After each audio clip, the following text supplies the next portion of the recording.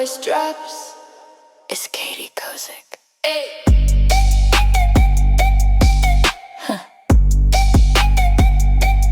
Baseline sinking, hearts collide. Welcome to the dark inside.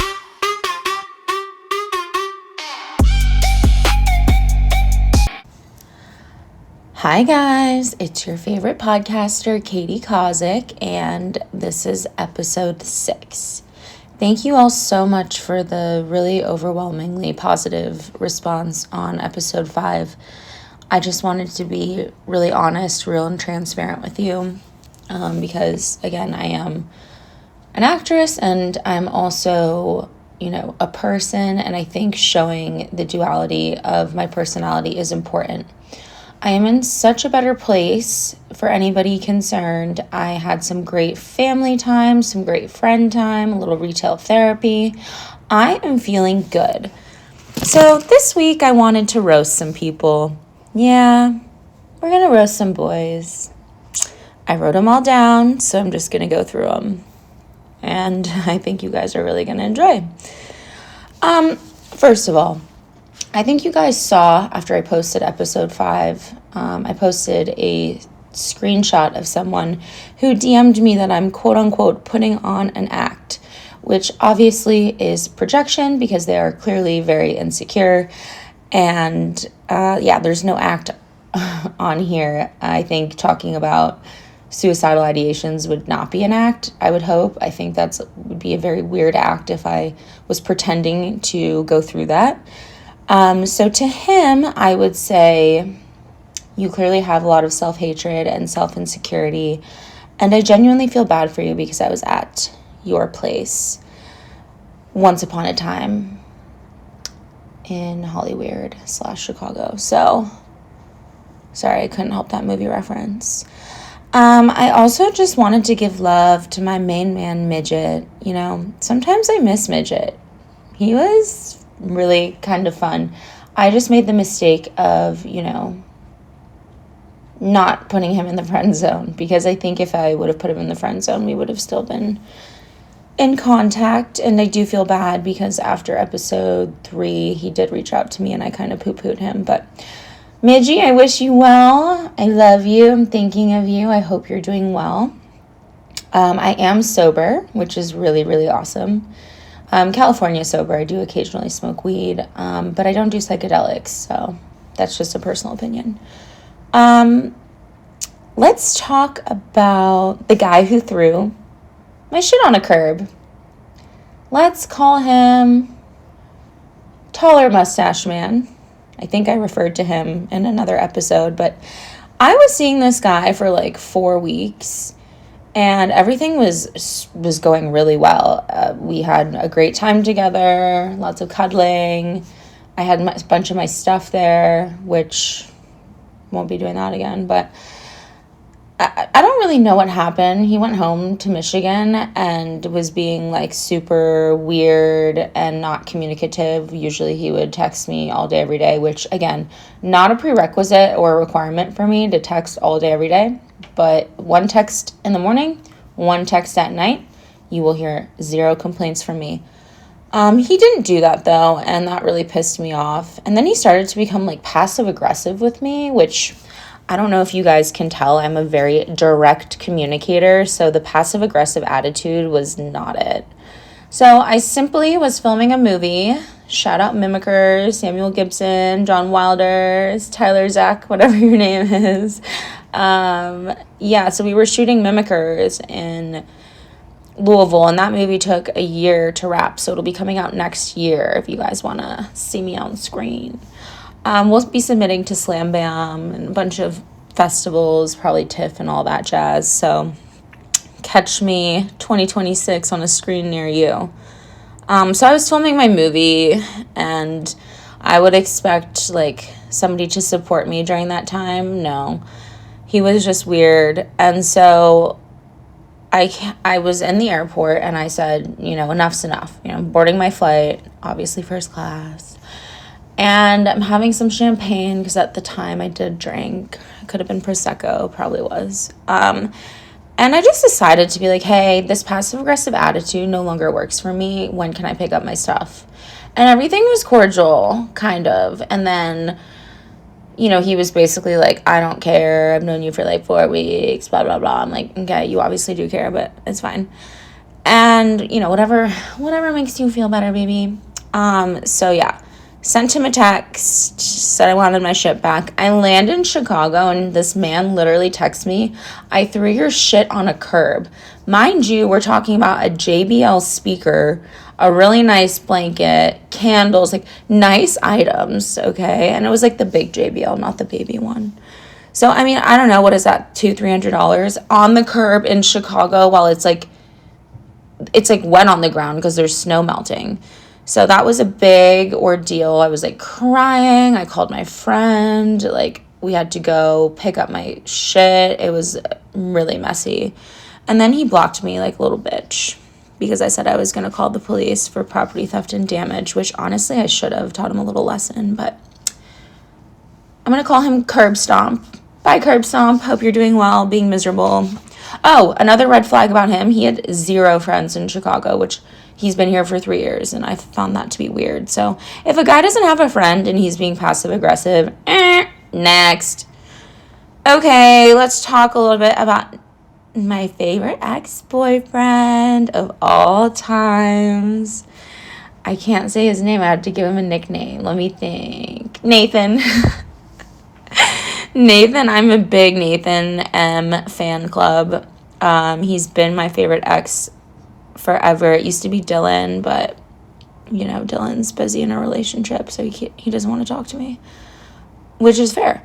And so he's always had my back, you know, like he's in my pinned contacts. We literally talk every day. And I just was thinking, why can't every relationship be like him and I's? Like, we obviously we had a thing, it was sexual at one point, and like now we're truly just really good friends. So it's been really an honor to have him in my circle. And I don't understand why every breakup has to be so messy and so, you know, divisive. Like, why can't we find a middle ground? I mean, I'm sure like the guy who threw my shit, Curb Stomp, on the curb, he is obviously not someone I would be friends with, but like for the most part, like, why can't me and Midgie be friends, you know?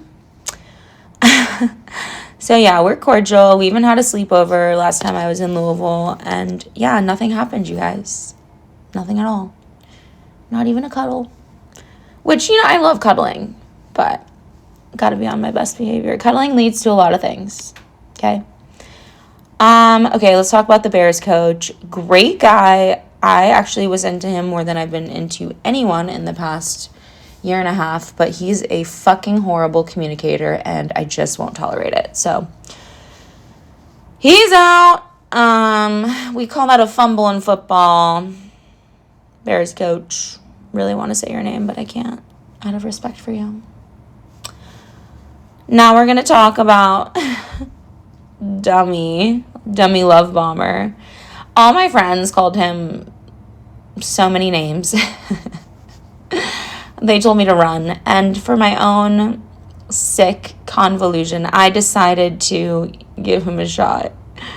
We hung out. We had a good time. But, like, he's just not on my level intellectually. And I don't know, other reasons as well. It's just not a match. But of course, he ghosted me after love bombing me and said, I think I love you. Like, literally 2 days after we started speaking. But of course, you know, I was like, this could be good for the plot.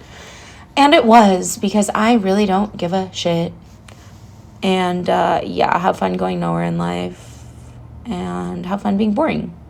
So, some people are legends in their own mind. Okay. Not finally. I want to talk about NBA Chicago booth boy who stood me up at Gibson's, okay, for lunch, which is ridiculous. Like, I'm sorry. If you don't want to meet me, then be an adult and say you're busy. Like, to leave me at Gibson's by my lonesome, having wine and steak, was absolutely horrible. I'm just kidding. It really wasn't that bad. I called a friend and had them meet me, so it was not a big deal. But the audacity of this man to do that. I woke up at 5 a.m. one time when he called me. He had just witnessed a car accident, and I literally went to his house at 5 a.m. to comfort him. And he can't even send me a text saying he's busy and stands me up at lunch. Yeah, the disrespect in this Chicago market is absurd. He's from LA, so I mean, LA people are notoriously fake. I got to see one of my favorite ex-boyfriends of all time, my favorite artist, Jeffy. He's an ex from middle school, and obviously we are purely platonic and have been since, but it was so, so nice to see him and to be surrounded by people in my childhood and my elementary school days. And then we went over to my friend, Mr. Gibson's house, because he works at Gibson's corporate. And we had, like, such a nice time. They had never met, but they bonded. Like, it was just so beautiful. And I got to meet Drew's friend, Gina, who is on social media. You guys should follow her, Gina Kim. And, well, she got married, so I will plug her last name in the description. But it was just so fun. I had met her in high school once before. She was friends with my friend Sammy. And it was just like, I don't know, just so wholesome and just so much fun. We were drinking like Gatorade, smoked a little weed, and it was just a great time. Like, I really love re-meeting new people from my childhood. And I think from here on out, I'm mostly surrounding myself with people from high school, elementary school. So yeah,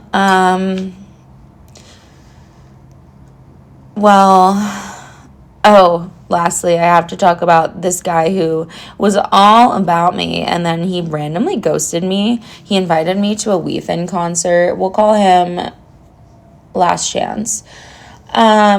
He ghosted me before a Weathen concert, and I found that to be really funny because he was like, well, we're going to go backstage. And I was like, well, my friend works at WME, so I'm sure I can find my own way. And so, he ghosted me. And then recently he was like, are you going out tonight? I think this was Saturday. Yeah. And I was like, no. And he was like, you should come meet me. And I was like, why would I do that? Lol. Like, you had your chance. So, ew. Gross. But, like, honestly, you had your chance. I don't do ghosting. I don't do bullshit. And you're not hot enough to do that. So, next. Yes, I'm banned from Cringe, aka Hinge, where love goes to die. I don't really care, though. I am extremely picky. I'm happy alone. I'd rather meet somebody organically, someone special, someone super smart, and someone who likes Gibsons or the Peninsula. Because otherwise, we really don't have much in common. I'm just kidding. But no, I'm not actually kidding. I am banned from Hinge, and I think that's for the best. I did meet somebody at the bar at Gibson's, but he lived in Missouri, so yeah. And I did meet someone at the Four Seasons Toronto, but they live in Toronto. So it's only a matter of time, you guys, before I meet someone out and about, because that is what I do. Now, I am super excited because today Sammy and I are dropping off the decor, some of it, for the podcast studio, Red Door Studio, located in West Loop. You guys should go follow them, show them some love. I have a neon sign coming. I have lava lamps. I have stargazers. I have fun lights. I have pillows. I have blankets. I have everything cozy, comfy and cozy for the pod studio. So I am so excited to start giving you guys some visuals with the cameras and the lighting, and it's going to be really fun. And also, thank you, David H. and David A. for all of your help, and I just adore them, love working with them, love Red Door, love their staff, I love everything about it. The studio space is so amazing, and I'm just so grateful.